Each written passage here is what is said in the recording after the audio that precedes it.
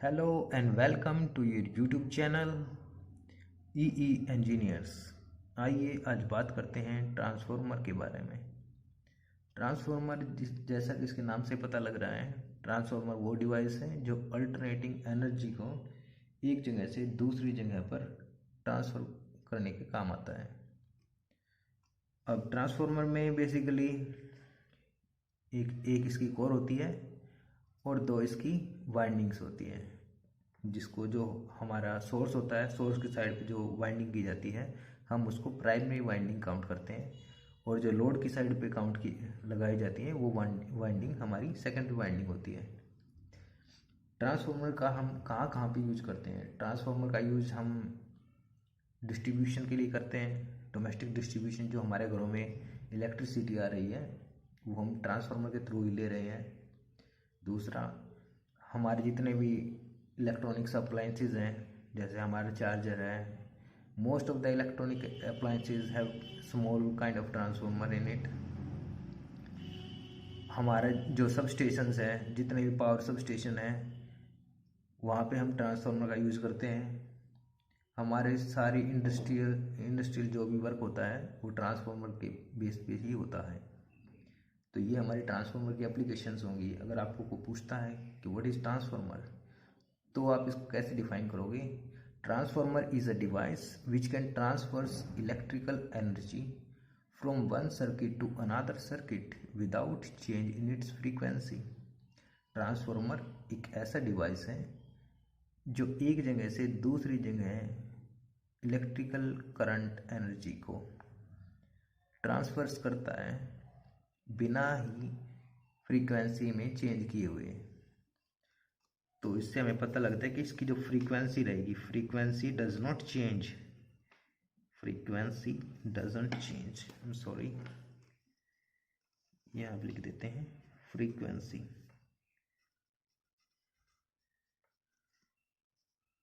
Frequency will be same, frequency हमेशा transformer में same रहेगी।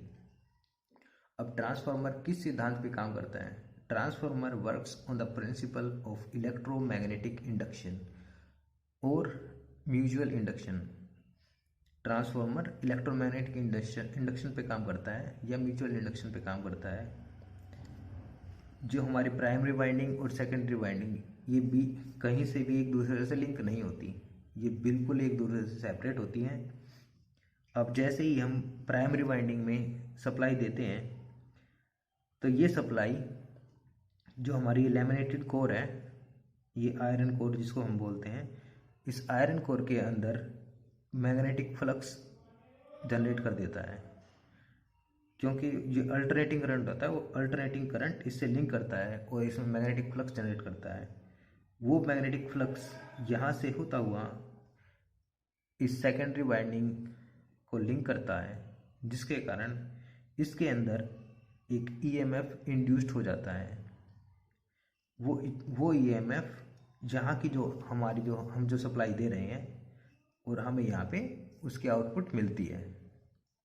तो इस तरीके से ट्रांसफार्मर काम करता है कि बिना किसी भी तरीके का इनमें लिंक होने के बावजूद ट्रांसफार्मर एक जगह से दूसरी जगह पर सप्लाई को भेज रहा है बिना फ्रीक्वेंसी में वेरिएशन किए हुए।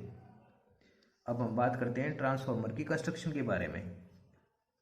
ट्रांसफार्मर की कंस्ट्रक्शन में मैं आपको एक छोटा सा ट्रांसफार्मर दिखा देता हूँ। ये देखिए गाइस, ये एक मेरे पास छोटा ट्रांसफार्मर है, जैसा कि अभी आप देख पा रहे होंगे। ये देखिए छोटा ट्रांसफार्मर है। इस छोटे ट्रांसफार्मर के अंदर ये देखिए, ये इसमें आयरन कोर, जिसको हम बोलते हैं laminated iron core, thin lamination provide की जाती है इसके अंदर। और इस आयरन कोर के ऊपर ही हम वाइंडिंग को करते हैं, जो हमारी प्राइमरी और सेकेंडरी वाइंडिंग, हम उनको इसी के ऊपर करते हैं। अब ट्रांसफार्मर की कंस्ट्रक्शन पे हम जैसे शिफ्ट करते हैं, तो ट्रांसफार्मर की कंस्ट्रक्शन दो तरह की होगी जो हमारी कोर है।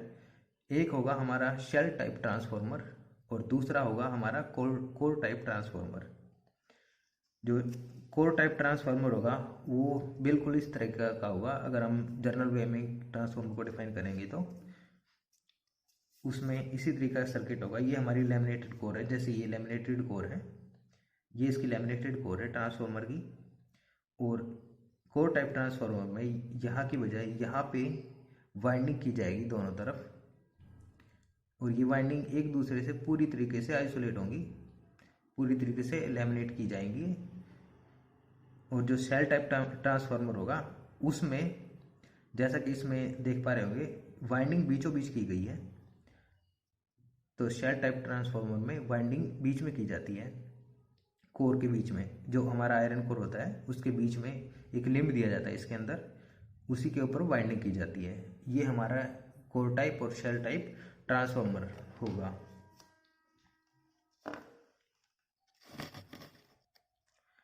जनरली हम ट्रांसफार्मर को दो टाइप में डिवाइड करते हैं, जैसे कि step up transformer, step up transformer, and second one is step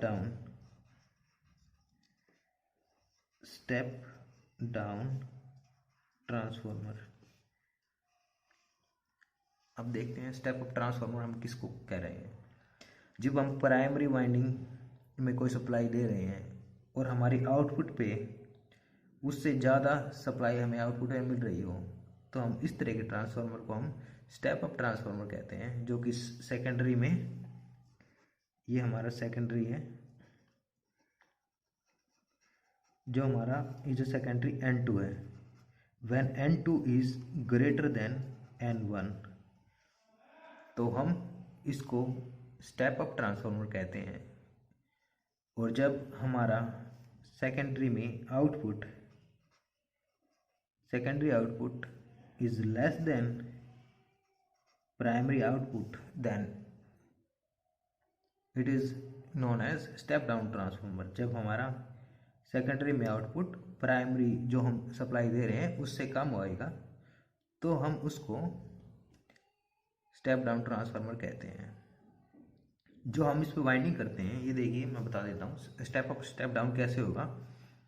जो हमारी प्राइमरी वाइंडिंग, जब हम प्राइमरी वाइंडिंग की जो टर्न है वो कम लेंगे, तो बेसिकली हमारा यहाँ पे कम टर्न है और यहाँ पे ज़्यादा टर्न है, तो यहाँ पे ज़्यादा जनरेट करेगा ट्रांसफार्मर, क्योंकि यहाँ पे जो नंबर ऑफ वाइंडिंग की टर्न है वो ज़्यादा है। ठीक है, इस तरीके से हम स्टेप अप और स्टेप डाउन ट्रांसफार्मर काउंट करते हैं। अब हम बात करते हैं ट्रांसफार्मर की क्लासिफिकेशंस के बारे में। जैसे कि हम टाइप ऑफ ट्रांसफार्मर के बारे में बात करते हैं, तो हम डिफरेंट तरीके से हम ट्रांसफार्मर को डिफाइन करते हैं कि हमारा ट्रांसफार्मर किस किस टाइप का होगा। जैसे कि अब यहाँ पे हम देख पा रहे होंगे, अकॉर्डिंग टू पर्पज़ हमें किस तरह की ज़रूरत है। जैसे पावर ट्रांसफार्मर जो हम सब स्टेशंस पे या जनरेटिंग स्टेशंस पे जो हम यूज़ करते हैं, पावर ट्रांसफार्मर होता है, क्योंकि हमें एक जगह से दूसरी जगह पर हाई वोल्टेज पे ट्रांसमिट करनी होती है इलेक्ट्रिसिटी, तो उस केस के लिए हम पावर ट्रांसफार्मर्स का यूज़ करते हैं। उसके बाद आता है हमारा डोमेस्टिक पर्पज़ के लिए, जो हम डिस्ट्रीब्यूशन ट्रांसफार्मर का यूज़ करते हैं, जो हम डोमेस्टिक यूज़ के लिए या इंडस्ट्रियल यूज़ के लिए हम यूज़ करते हैं डोमेस्टिक ट्रांसफार्मर्स।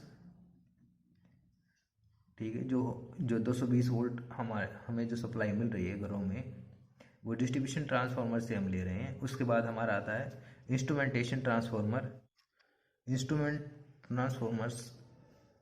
ट्रांसफार्मर्स होते हैं जो कि सीटी करंट ट्रांसफार्मर, जो कि हम इंस्ट्रूमेंट के रूप में यूज़ करते हैं, करंट ट्रांसफार्मर और पोटेंशियल ट्रांसफार्मर, और एक होता है हमारा सीवीटी कैपेसिटिव वोल्टेज ट्रांसफार्मर।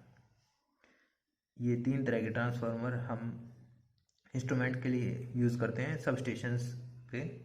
उसके बाद आता है हमारा कूलिंग टाइप। हम किस तरीके से ट्रांसफार्मर में कूलिंग प्रोवाइड कर रहे हैं, उस तरीके से हम कैसे ट्रांसफार्मर को डिफाइन करते हैं।